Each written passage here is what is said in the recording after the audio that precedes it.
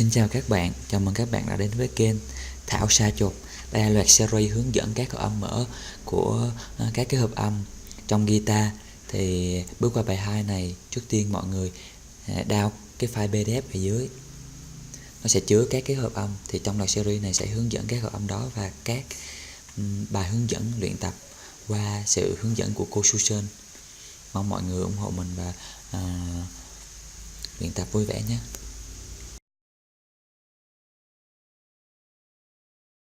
Okay, so let's start this basic chord review. The first one is an A chord, and sometimes people play it with fingers 1, 2, 3, sometimes 2, 3, 4. Really, I vary it depending on what chord I'm going to, but always keep in mind that the 5th string is your bass. That's the lowest string that you're going to strum or pluck. So here's your A chord. For A7, A dominant 7, they call it sometimes. You're going to take off your pinky and move your 3rd finger to the 2nd string. So I'm using fingers 2 and 3. And again, 5th string bass. A major 7, you can keep the dominant 7 and add your 1st finger to the 3rd string, like that. Let's talk for a second about chord qualities too before we move on. The A major chord has a very sort of happy, bright sound. The A dominant 7 tends to sound a little bluesy. And the A major 7, I just think of it as sort of pretty, almost new age sounding. There's A major 7. Now the A minor chord. 2nd finger stays where it is. And we shape the A minor like that. 5th string is your bass.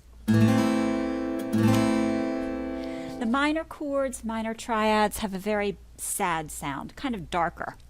And then for the A minor 7, you're going to lift off your 3rd finger, and the minor 7 takes the edge off a bit, so it's not quite as dark as the plain minor triad is. Here's that.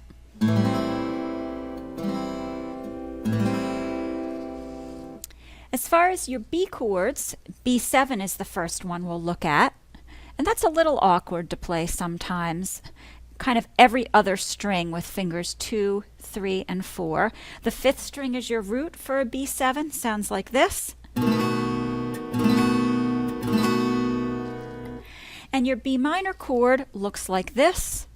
4th string will be your root. Strum only 4 strings.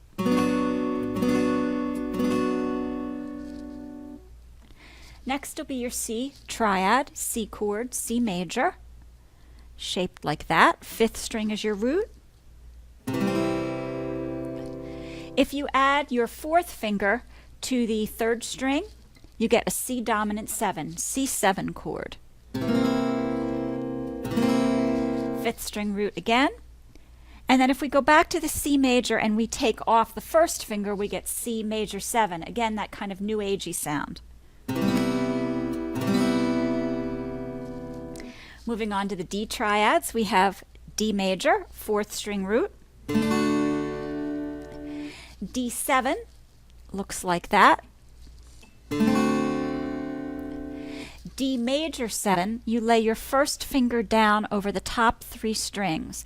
Sometimes people play it with 3 fingers, almost like an A chord, but I usually bar it using the 4th string root. D minor looks like this. And D minor 7, again you have a little bit of a bar and you put your 2nd finger down like this. Moving on to the E chords. E major looks like this. You strum the whole guitar, all 6 strings. E7, lift off your 3rd finger. E minor looks like this. And E minor 7, you lift off your 3rd finger again, strum the whole guitar. F chord is kind of a mini bar. Your 1st finger lays down over the top 2 strings.